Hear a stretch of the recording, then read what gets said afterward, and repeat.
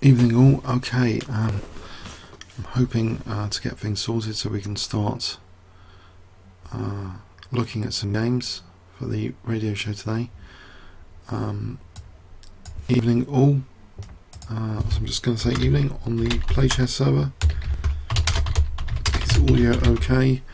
And on Twitch, I just want to ask if the board is okay as well.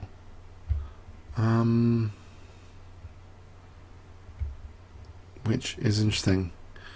I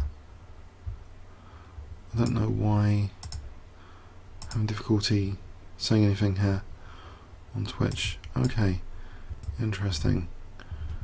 Audio is fine. Okay, it's much later than usual, this broadcast. I've been pushed back because of the town memorial. Okay, I had a 30-minute game last night. I had two actually 30-minute games, so I thought we could sort of chat about those if I can see the chat room, that is. There is a chat room on Twitch. Okay, it's just me being dense. And there's a chat room there, so there's 3 of you on PlayChess, not too many. I don't know if we should bother waiting. I don't know, it's a bit of an unpopular time, I think, this one. So let's just go ahead. Right. So I was white in one game against David Spearman and black in the other. 2 games of 30-minute chess last night. So how does my 30-minute game compare to 5 minutes? Usually a bit higher quality. Okay, so everything's fine on Twitch. Good, I can see your chat. Everything's okay on Twitch. And there's actually, tonight there's more people on Twitch than on PlayChess, but I'm hoping more people will join this on the PlayChess server soon.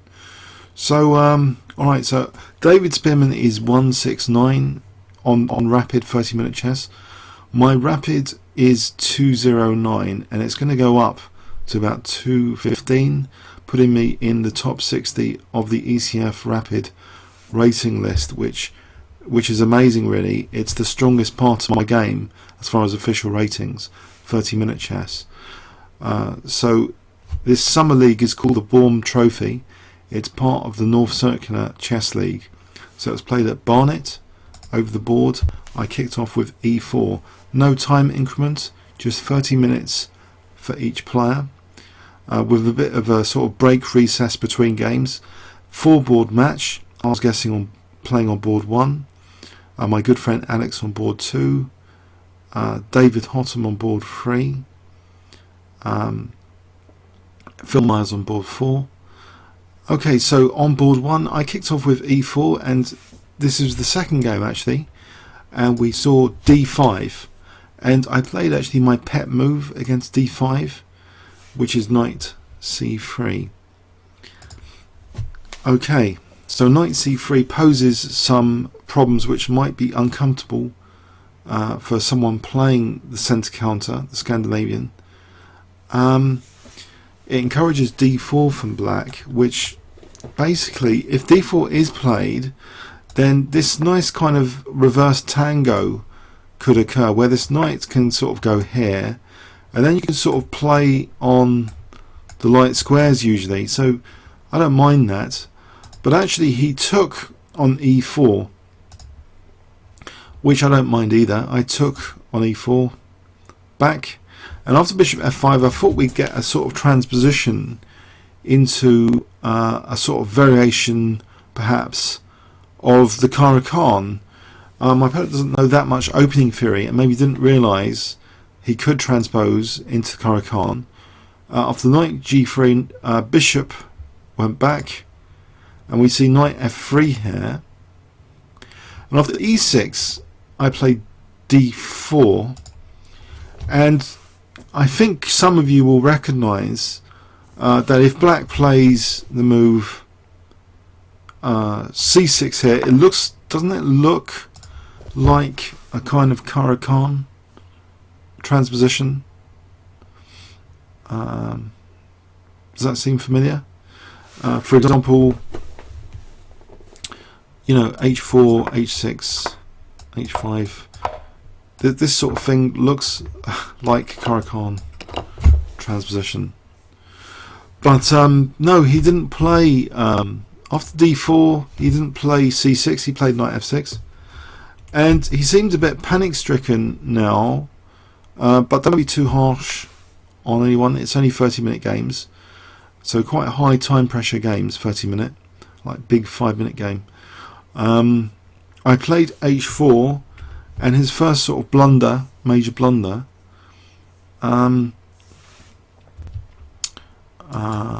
What would you have done versus the Car? Well, against the Corals, I was going to try and imitate Kamsky against Sowan, that crush recently. That was pretty cool, if possible. But no. So after h4, he played h5. Okay, which I don't think is that hot. h5 here, because, well, I just there's a reason why h6 might be stronger than h5, because if say knight e5, bishop h5, there's no pawn hanging on h5 here. But in this variation, after h4, h5, knight e5, is this move actually possible? Bishop h7, is it actually possible here? I wouldn't have thought so, because you know, knight takes h5 is a free pawn, isn't it? What did black play here? What would black play here? Isn't this a free pawn? I don't know. Bishop takes c2. We can play a desperado, and we can play knight takes g7 and take a pawn, unless we lose the centre pawn. I don't know, queen takes c7 here. Then I'm threatening actually a few things. There might be stronger for white here. So what would you have done? Okay, sorry, does c2 hang? So any questions so far? I don't think this h5 is that good, actually, because bishop h7 is not possible. So he plays a move which looked totally terrible here. So I was licking my lips a bit after this next move, bishop f5. This just looks like opening disaster territory already. I just simply take that, and he takes, and now this diagonal has been ruptured. He's got double pawns, and I just play bishop c4. Beautiful primitive attack on f7, which is actually difficult to do anything about. Apart from his next move, he blocks it with knight d5, and I just put the pressure on now. I hope you can see the move that I put the pressure on black here. So I want to just double attack these guys and break through to f7. So can you all guess the move here if I give you 10 or 20 seconds? Yeah, okay, it's not that hard, maybe 10 seconds, just so you can catch up to the position, just in case there's a delay. So in this position, what would white play? Now if you want to play chess, Born, Blom and Afel and Deacon, try and hide your notation tab. Okay, so we can do this guess the move stuff more effectively. So just queen f3 I thought looked good. You know, what's wrong with queen f3? So he plays c6, and I grab my first pawn up. Thanks very much. Threatening mate, that's nice as well. Great, it's all going well so far. Okay, so now he plays maybe a good move in the circumstances. He plays you know, queen c7, and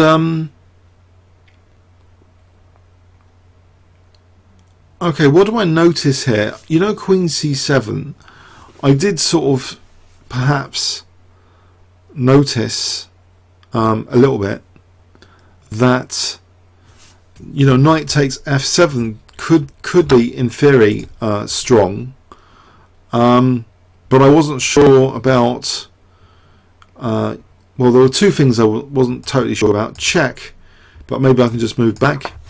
So that's not a big deal.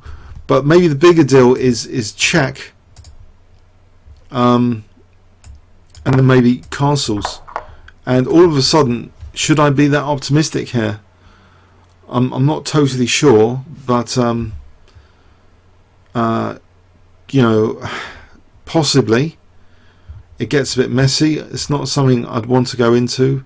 If he moves the king, I take. No, I don't take there because he's got the bishop protecting. But this might be good. This might be good. This variation.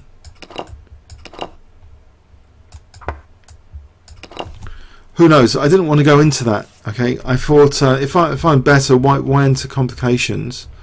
But there's, and also I thought here that why not get rid of this knight so that bishop b4 doesn't threaten things like knight c3.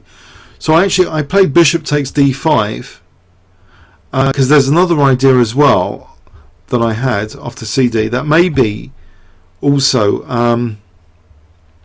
takes you know, maybe this is potentially working to win the rook, but in this position again, you know, there's this issue of check, and then, you know, maybe even taking here, or again just castling, even better here actually than the other variation.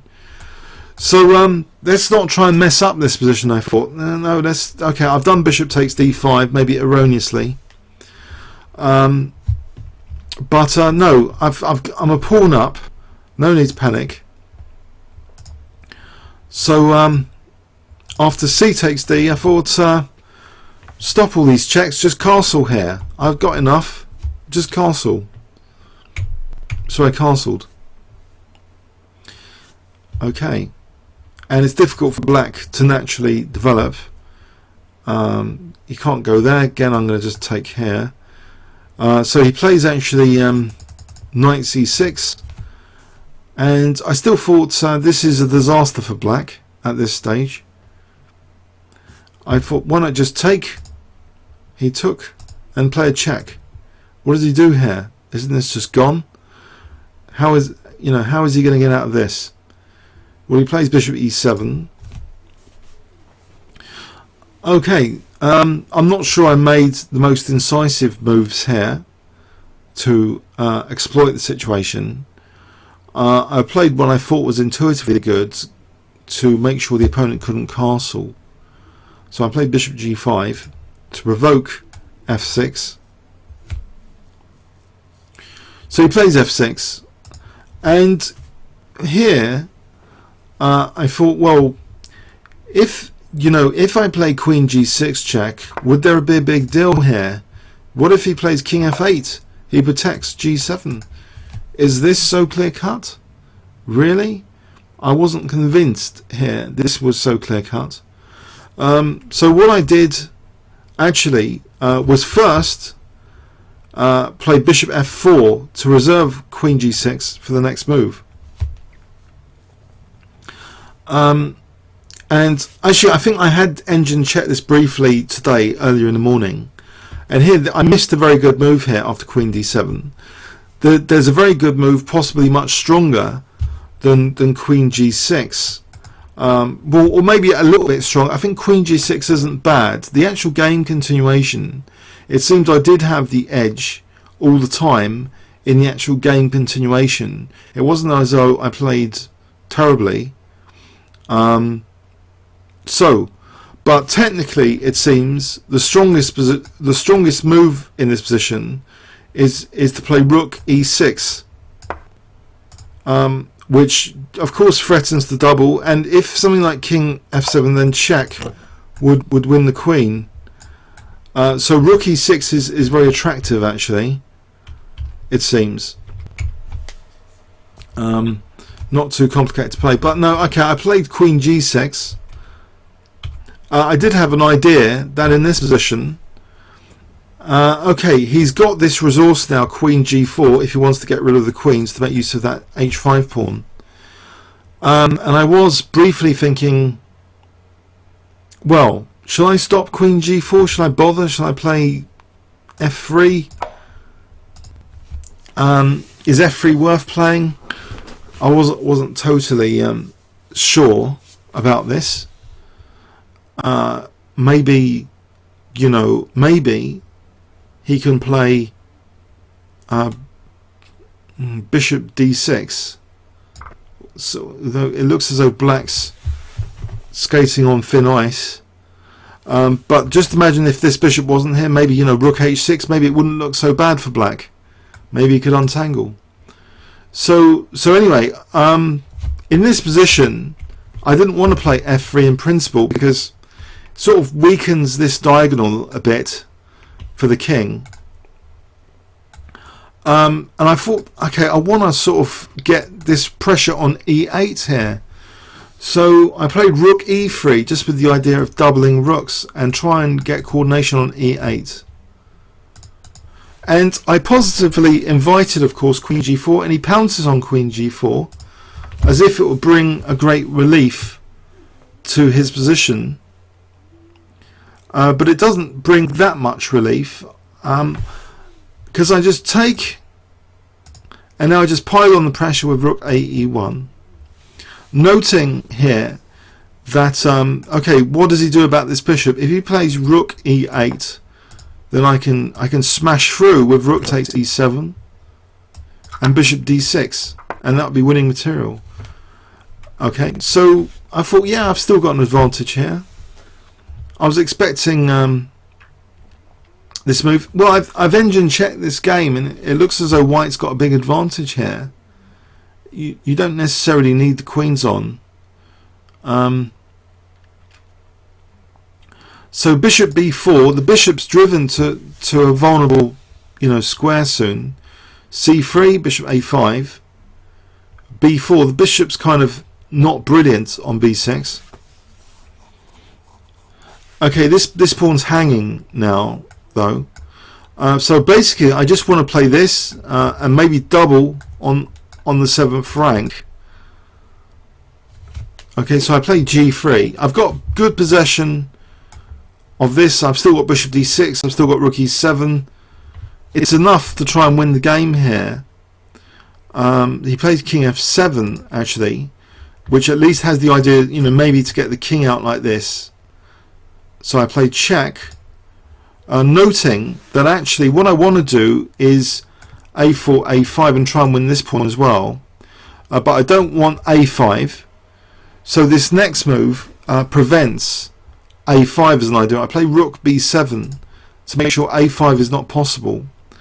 And again, I positively invite him to challenge this file. I don't care about it because I think I've got enough advantage. And Engine's still, you know, in this game continuation for quite some way. The advantage is always with white, of course. I'm a pawn up and still with pressure here. He does challenge that central file. Okay, and I exchange off a pair of rooks willingly because I have a4 here. I'm going to win this pawn, and this is going to be a really dangerous pawn. Okay, check king g2, and he plays a nice move, rook b1, which initially I was thinking, well, aren't I just going to win this pawn actually? Just with a5, his bishop moves, and maybe even I can try and win the bishop. But actually then I noticed, hold on a sec, there's a little trap here with rook b1. If I play a5, I wonder if you can spot what black can play in this position. If I give you 20 seconds starting from now, what could black play in this position?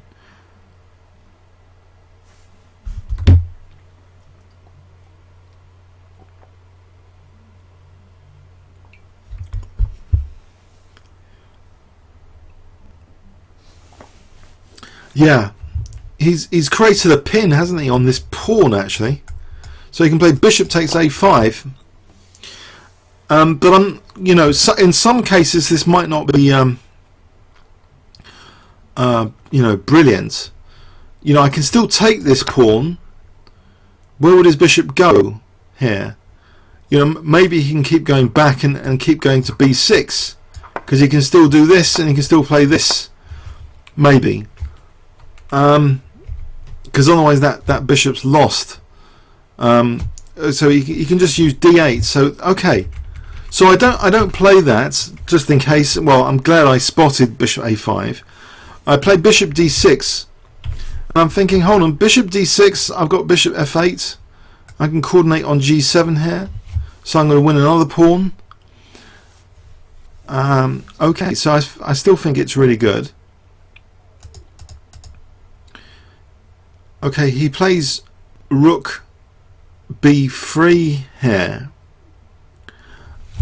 and in this position, what do you think now is the strongest move? Okay, what would you think in this position is the strongest move? If I give you 20 seconds here for white, the strongest move for white.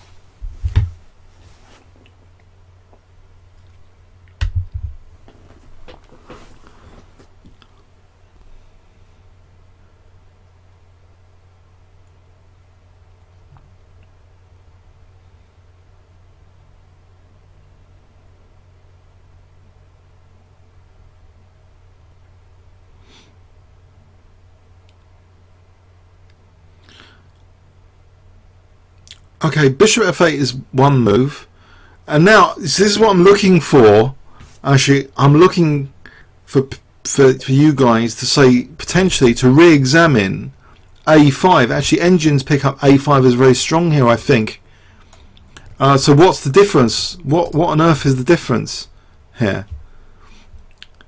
So we've still got that pin. So bishop takes.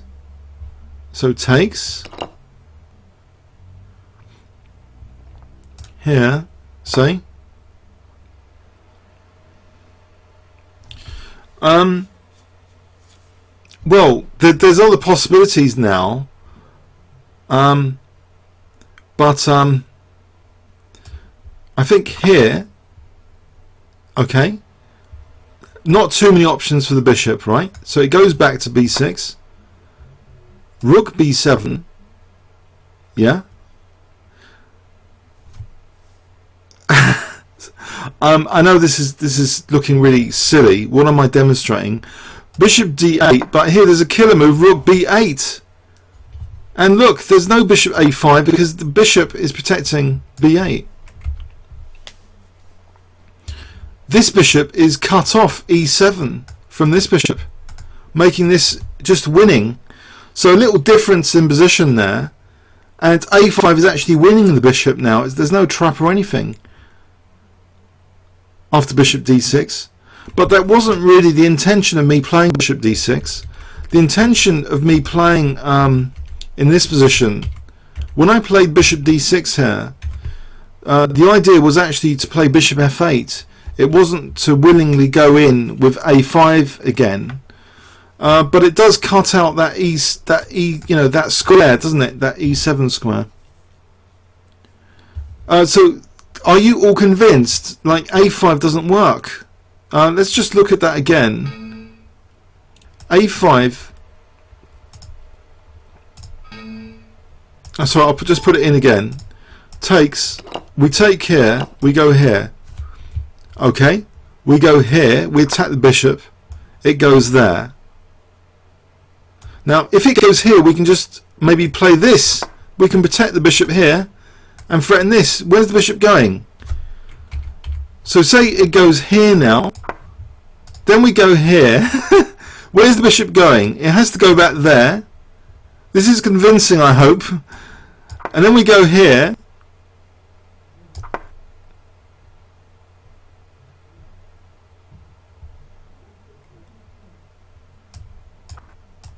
We win the bishop, rook b8.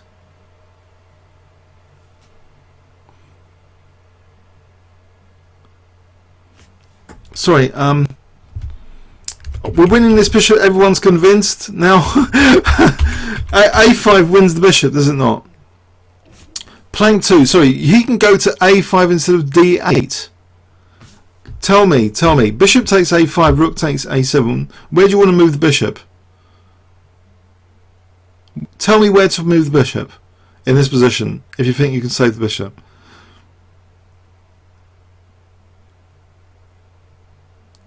Okay, it's gone. The bishop's gone, please. Unless you're really good at this, the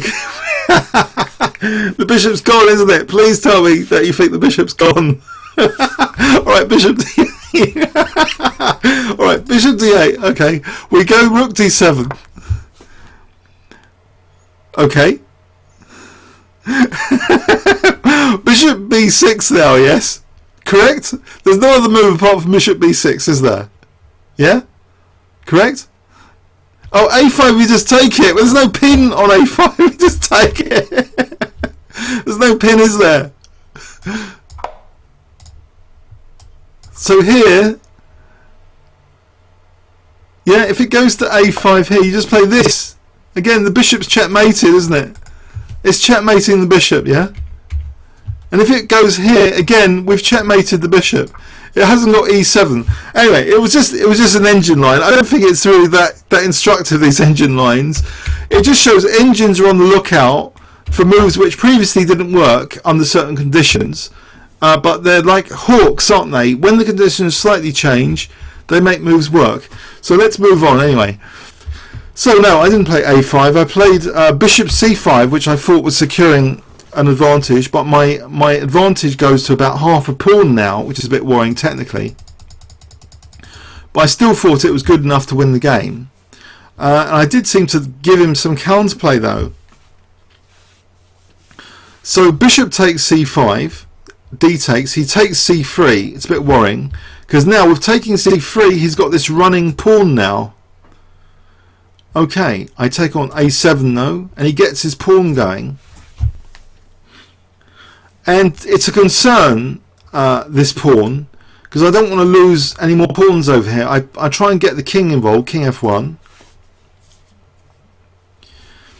He plays d3, and now he's threatening check, yeah, and then d2, winning. So I play king e1, okay, to safeguard against the check. I can play king d2 now. He plays rook c2. And here, I may have reconstructed this game incorrectly actually, but I think this will get to the position anyway. Rook b7, rook b2, b5, rook c2, and instead of taking here, which probably is winning, I keep the idea of these pawns connected. I want these guys connected going up the board, so I play b6, offering c5. So king f5 looks as though the king's gonna like help, but I cut it off, so the king's cut off, and offer this because I want to play b7. So he plays rook a2, I play b7, and he resigns here. Basically, you know, what can he do? If he plays here, I just play a5. Yeah, so his king is not helping, and he d2, I just play king d1. So that was just a 30-minute game from last night. We could do a quick overview and summary of that game. So some of you may have think, you know, why didn't I put him away earlier in the game? Now, if you want, we can examine, you know, was there a way of destroying black earlier? So we got to focus on that. So black seems to have a disastrous position here. Hi, Mr. Tambourine Man. So queen f3, queen takes f5. So do you think there's a bust for black, which is extremely incisive here, or well, actually, there's two options. We can briefly whiz through this game to have a look at a game from Tal Memorial, or we can try and bust black up with some technical moves in this game. I don't know what you'd prefer to do here with this game. What is the preference? Whiz through a master game or try and look at this game a bit more? What's the general preference?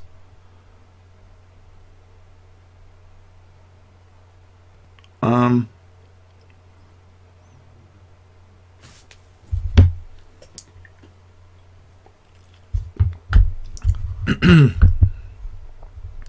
like this one? Okay. All right. I think bishop takes d5 is a mistake.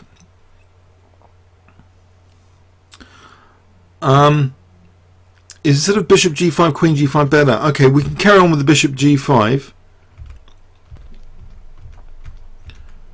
So we had this position. So someone mentioned queen g5. We can at least look at queen g5. Now, okay, as black, isn't there a resource here, king f8? Not only defending g7, but attacking the queen. What would you do here?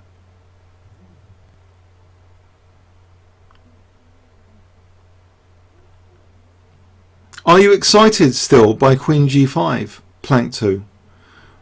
Is anyone excited? By the way, Born Diplom, you know, I've video annotated Luke McShane's win against Aronian on my YouTube channel. I really recommend that video. It's an hour-long video just devoted to that game on YouTube.com Kingscrusher. It's from the last few videos. Can someone on Twitch give me the URL for that video, or you'll find it. It's one of my recent videos from the Town Memorial, very detailed, with my good friend Chris, known as Chess Explained, who's an IM strength player. He's going to be an IM. Okay, so king f8 here, by the way. So is this spectacular for white after king f8?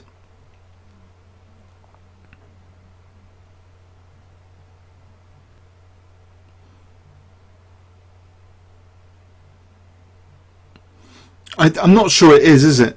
So this game continuation, perhaps, you know, it wasn't that bad. I think Engine liked this continuation anyway. Bishop g5.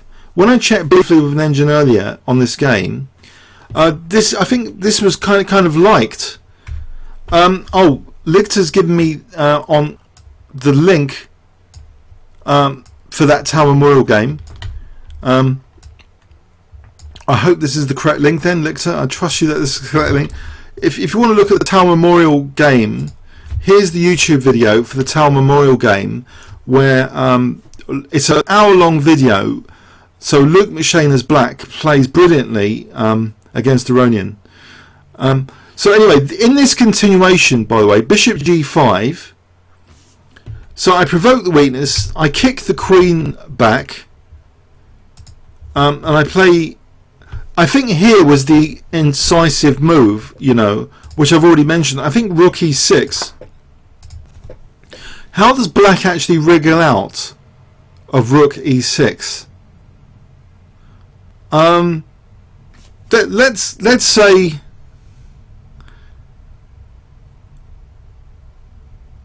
castle. I don't remember checking in detail the engine analysis here. But maybe just, you know, doubling is good. Because aren't I going to win h5 here next? Isn't h5 going? So we've got a double attack here on e7 and h5. I'm just going to take on h5. How does black not lose h5 here? So I think rook e6 was actually an important improvement technically, if one wants to be a perfectionist. Now castling queenside instead, playing the game as mentioned on Twitch. So we play rook e6, and let's imagine castling queenside.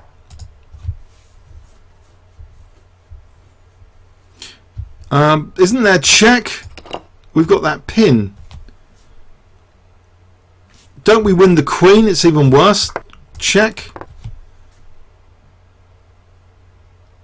Wins the queen, doesn't it? That's not too hot, is it, for black? So I don't think castling's too hot, is it? To be honest, yeah, I just saw the engine thought rook e6 was strong, and I didn't really follow all the analysis after. But what does black do? So let's play king f8, yeah? Again, rook takes f6 check. Doesn't that just win the queen?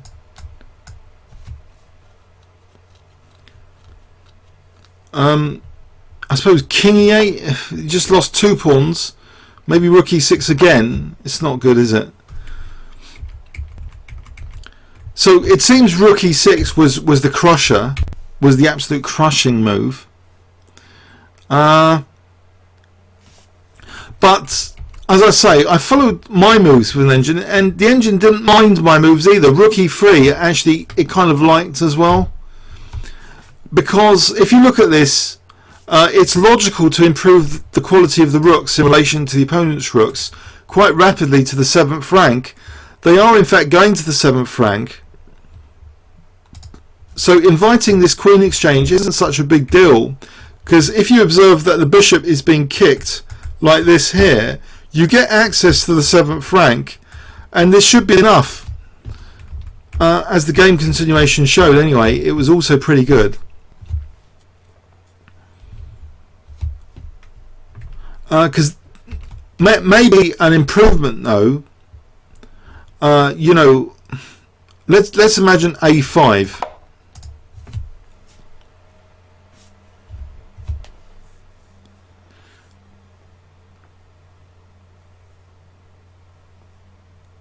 So a5 might be trickier than the game continuation. Do we just keep the bishop hemmed in though? We can keep this bishop a prisoner on b6, can't we, with a3? And now, don't we still have rook e7 to b7 just to harass the bishop? Can anyone suggest any counterplay for black, which is significant, in fact, in this position?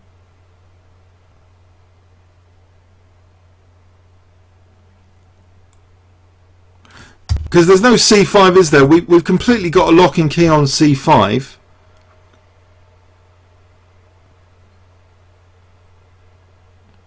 It looks pretty dead, doesn't it?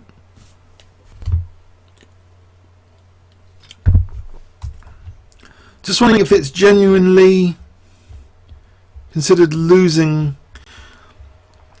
It's amazing, yes, it's only a pawn up, right? But it's more than a pawn, isn't it? It's the piece quality of 3 pieces in relation to these 3 pieces. The piece quality and the coordination is huge, isn't it, of the white pieces here.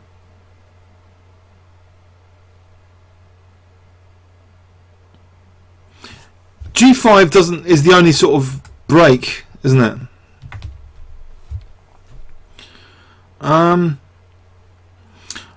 Okay.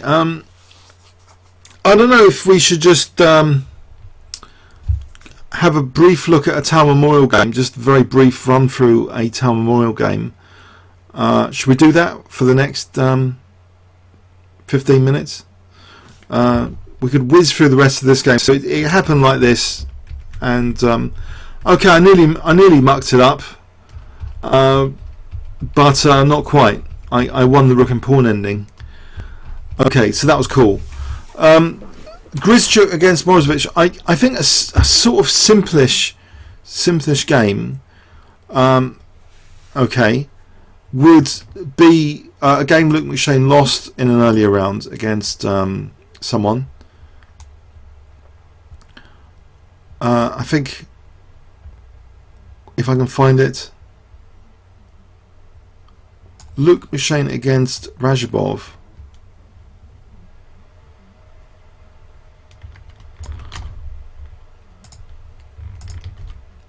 Let's have a look at this game, because it's not too many moves, is it? No, it's actually 48 moves. It's actually 48 moves. Okay.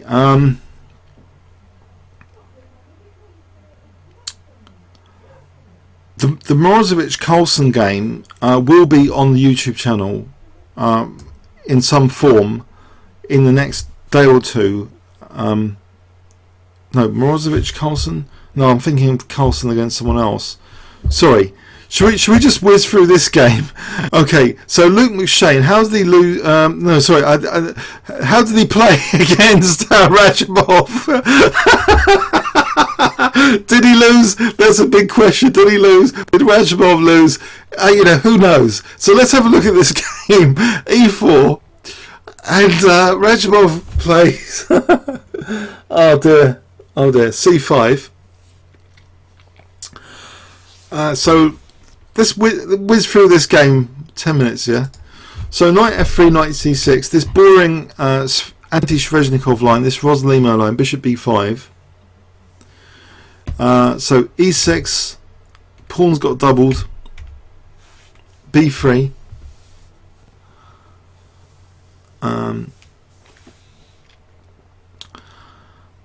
actually I'm already losing the will to look at this game. Actually, I don't know if I can do it. It's actually too long for the amount of time we've got left.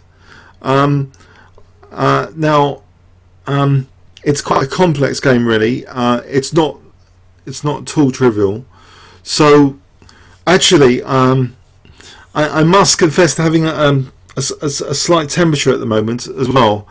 So I do wonder if we should suspend looking at any Town Memorial games until next week, if that's okay. And it's probably going to be Wednesday, because next week I've got this 5-minute tournament on a Tuesday. So it's probably next Wednesday, the next radio show. But I hope on that other game there were some interesting insights this week on the 30-minute game, which we did in more detail. So I know we only really covered one game in depth, but sometimes that's better than covering 3 or 4 games very, very briefly. So I hope you did get something from that first game. I'm not sure we should venture into one of these games given the time constraints. So maybe next week we'll look at some Town Memorial games. Until then, okay.